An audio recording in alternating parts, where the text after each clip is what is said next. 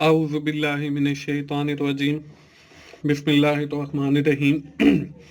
अस्सलाम वालेकुम दोस्तों, मैं हूं मोहसिन रज़ा और आप लोग देख रहे हैं virtual student support services YouTube channel. दोस्तों, आज की जो मेरी वीडियो है वो CS 403 डेटाबेस मैनेजमेंट सिस्टम की हमारी जो असाइनमेंट नंबर 1 आई हुई है उस हवाले से है। दोस्तों, असाइनमेंट शुरू करने से पहले मेरी रिक्वेस्ट है कि आप लोग मेरे ये जो तीनों आपको चैनल्स नज़र आ रहे हैं, virtual student support services, 24/7 teachers line और की टू सक्सेस, दोस्तों इन तीनों चैनल्स के जो URL हैं वो भी आपको स्क्रीन के ऊपर नज़र आ रहे हैं। आप जल्दी से इन तीनों चैनल्स को ओपन करें और सब्सक्राइब कर लें।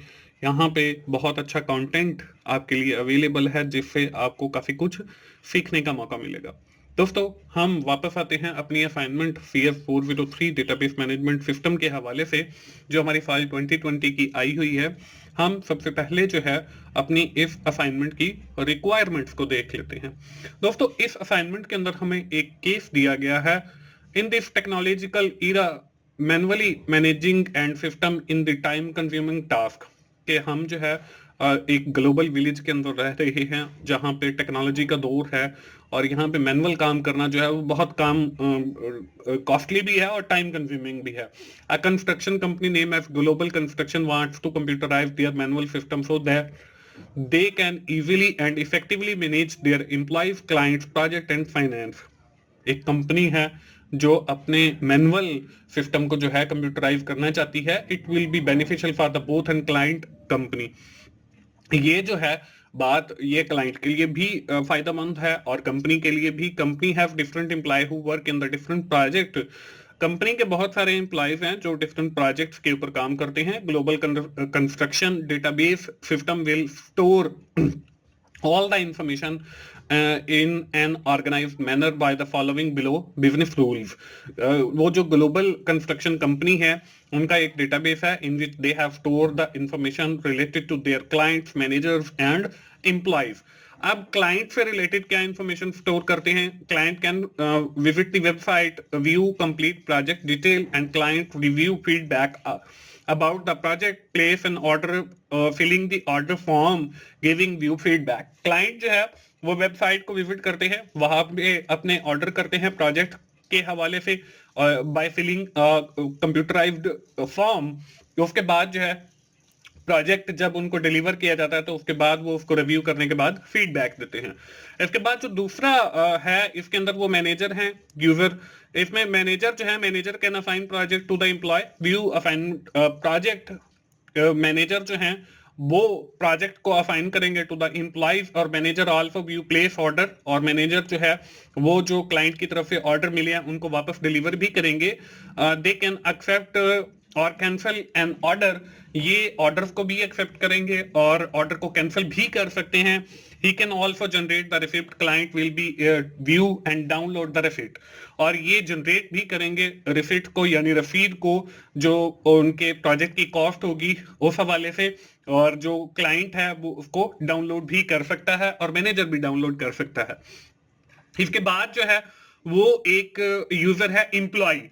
अब एम्प्लॉयज क्या करेंगे? Employ will be able to assign projects. ये जो है जो प्रोजेक्ट इनको असाइन किए गए हैं वो उनके ऊपर काम करेंगे। He can also update status of the project as started, partially completed और कंप्लीटेड।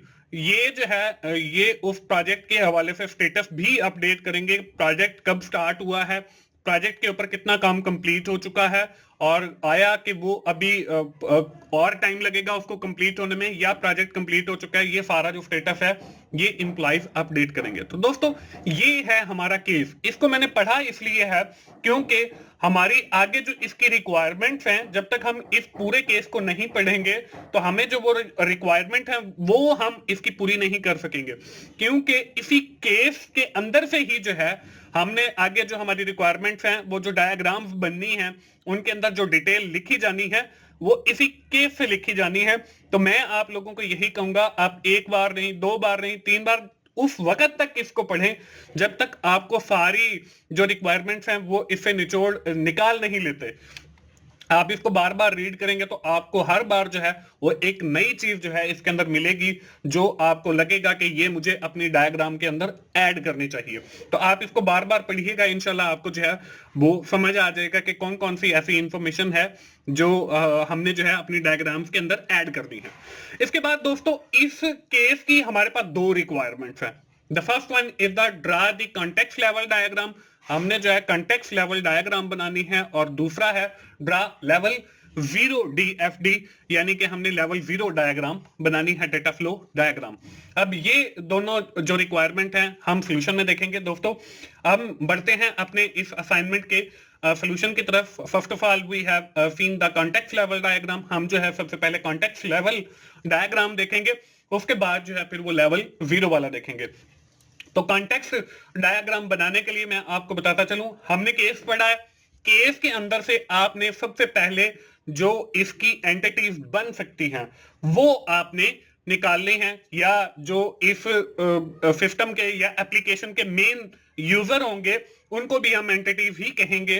तो वो यूजर्स आपने सबसे पहले जो है उस केस के अंदर से निकालने हैं। हो सकता है यहां पे जो मैं यूजर लिखूं वो कम हो, तो आपको जो लगे यूजर है तो आप उसका जो है वो अलग से निकाल लेंगे। अब यहाँ पे देखें पहला जो है वो मैंने यहाँ पे लिख दिया ग्लोबल कंस्ट्रक्शन कंपनी।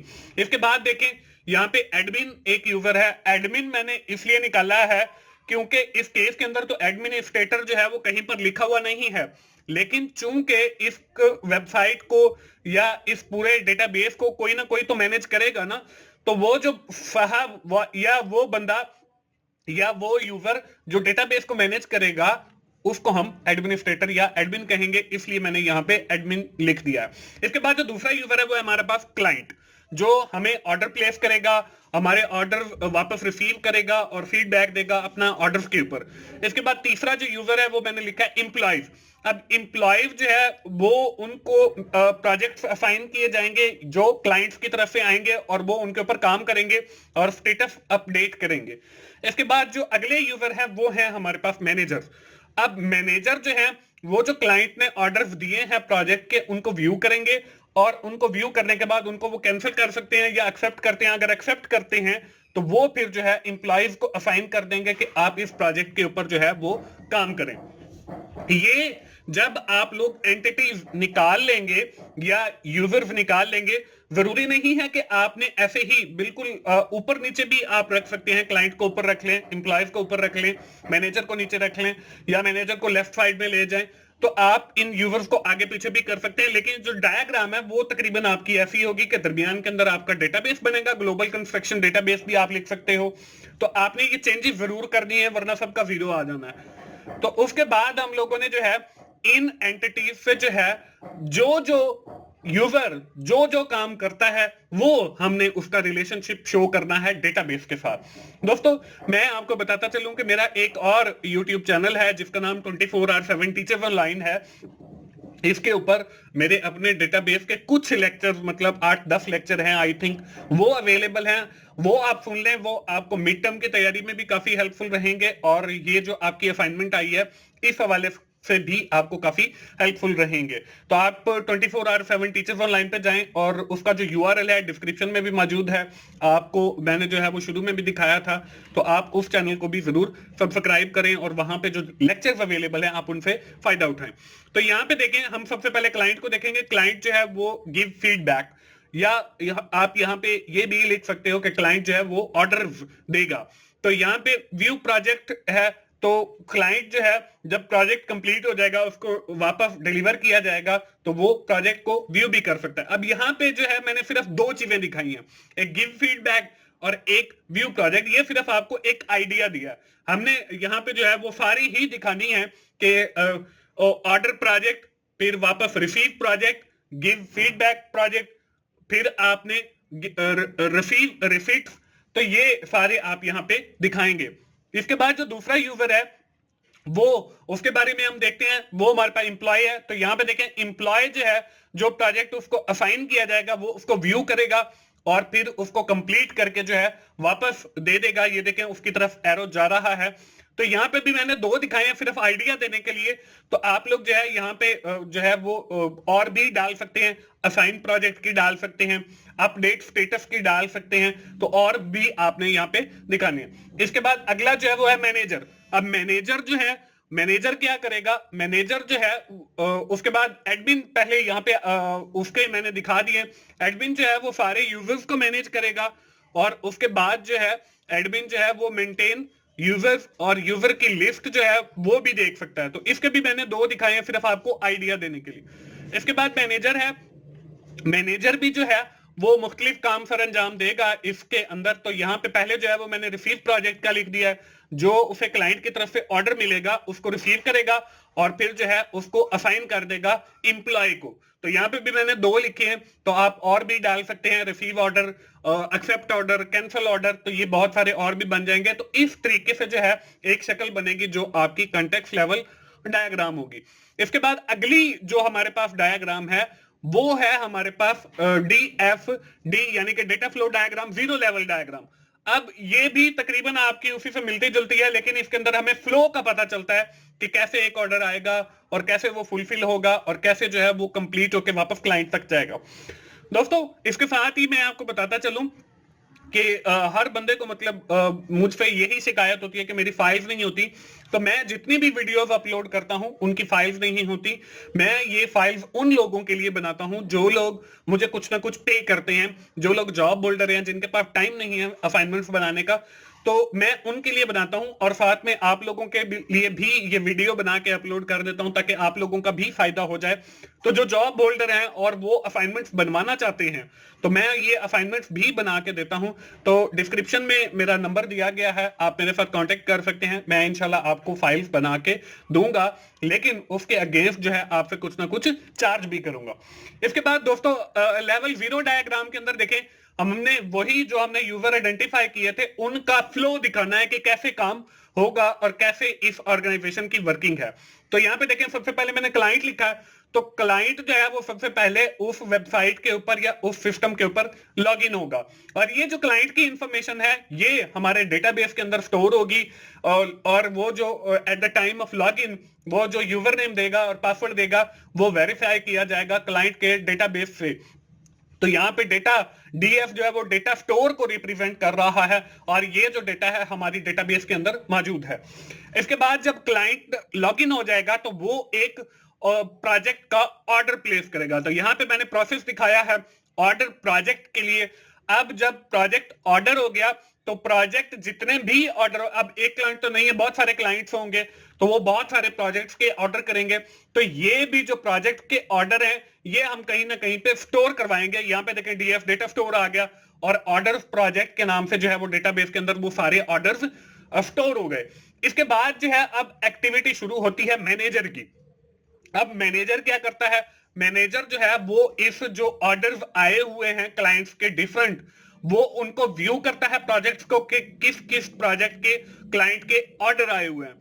और व्यू करने के बाद जो है वो फिर जो है आगे जो एक्टिविटी है वो हमारे एम्प्लॉय की स्टार्ट होती है, और मैनेजर जो है वो फिर एम्प्लॉय को वो प्रोजेक्ट असाइन कर देता है। एम्प्लॉय जो है वो उस प्रोजेक्ट के ऊपर काम करता है और उस प्रोजेक्ट को कंप्लीट करता है, या उसका स्टेटस जो भी अपने पार्शियली कंप्लीट करता है या हाफ कंप्लीट करता है वो उसका स्टेटस अपडेट कर देता है। और जितने भी प्रोजेक्ट फिर कंप्लीट होंगे वो भी फिर डेटाबेस के अंदर स्टोर कर देता है। यहाँ पे डेटा स्टोर कंप्लीट प्रोजेक्ट का आ गया। तो यहाँ पे हमारे जितने भी प्रोजेक्ट कंप्लीट होंगे जो एम्प्लॉय कंप्लीट करेगा वो डेटाबेस के अंदर स्टोर हो जाएंगे, और फिर वहां से कंप्लीट प्रोजेक्ट जो है वो कस्टमर को या क्लाइंट को डिलीवर कर दिया जाएगा। अब क्लाइंट जो है वो उस प्रोजेक्ट को या जो भी उसने ऑर्डर किया है उसको जो है वो व्यू करेगा, और व्यू करने के बाद जो है वो फिर अपना फीडबैक देगा कि ये जो है ठीक बन गया है या ठीक नहीं बना है, या ये रिक्वायरमेंट जो है इसके अंदर मिसिंग है।